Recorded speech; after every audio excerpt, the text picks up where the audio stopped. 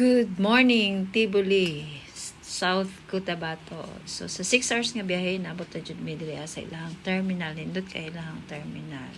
Walay langay-langay na mahaw dahil may o nadiritso na dahil may samo ang target ang Sala Cafe receiving area. Ito na dahil gamay orientation o mga ito nagpicture-picture dahil may dayon sugod na dahil may o subida o saka na mga gastador nga gipanguluhan ni Sir Emerson Ibarra, siya nga mo ang organizer.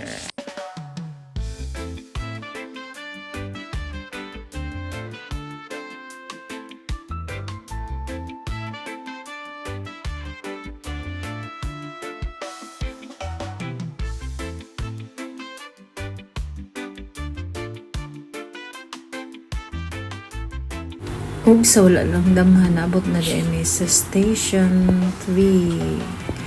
Kung diri sa kada station na ay mga namarigya o tubig. Kung giuhaw mo, kung nahurot na yung tubig along the way, so pwede mo magpalit. Tapos napod sila daghan mga balikya ng mga pangpasalubong. Kung padayon mi sa mo ang pagbaktas kay medyo layo-layo pa dyan siya. Nagnapa mi sa station 2, so daghan pa kayong station na mong hapitan.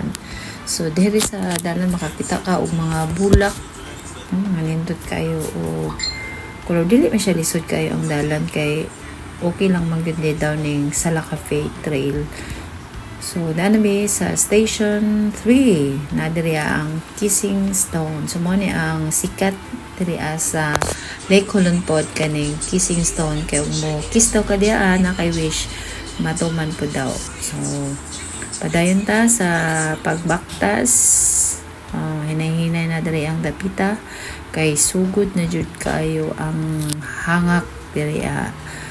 So pasaka na mi sa Salabian nga mao ni ang kaning Sala Cafe View Deck. So lisod kay diri ang dalan gamay ra ang moagi diri kay kasagaran dito sa Kulit Trail kay na dito ang nindot pod nga view deck nga makita jud kayo ang Lake Hulon nga sindro jud kayo.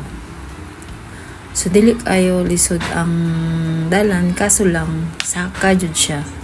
Subida jud kayo. So diri sa video dili kayo.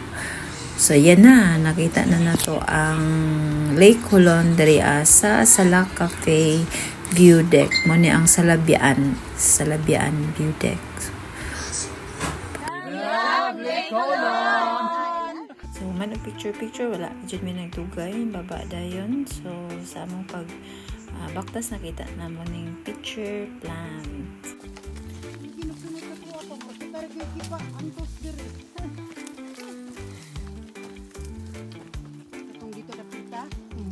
Wala sila picture ato. Hindi, magsaka dito.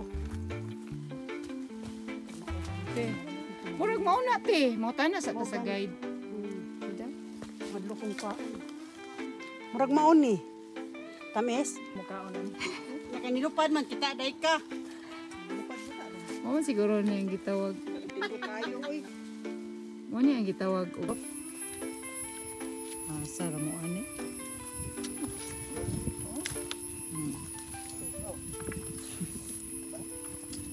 Spider Woman.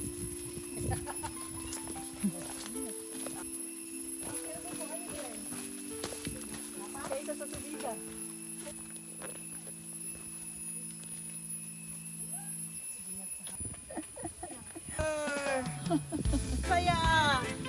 Ya idunggoy ni aray. Oh. Kaya.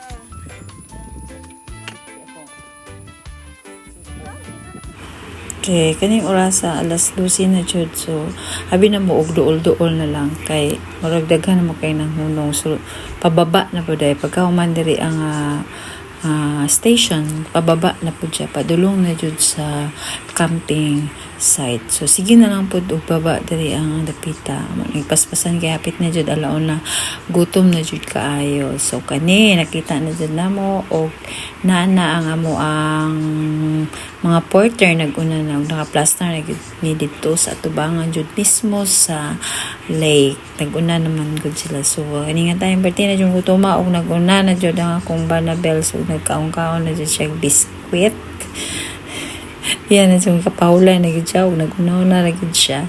So gutom na jud kaayo pod, alauna na mi naabot. So pagikan na mo hapit na alas 9, so alauna mi naabot. So munin palit dahil mi aning pampauhaw dayon sa kaning kagutom.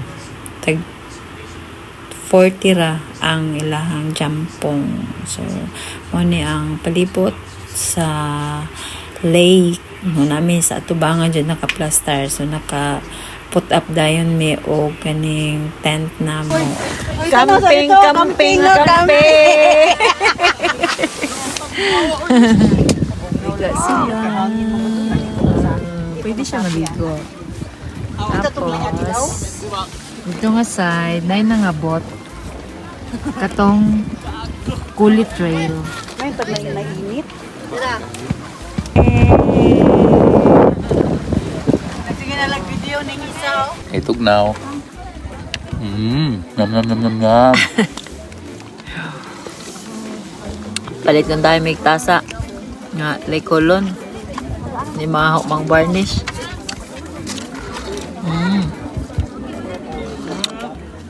Barnes man bay. Og amo pong gitry ang kayaking. Sakay-sakay may og bangka. Para pod maka-experience ni ako mga kauban.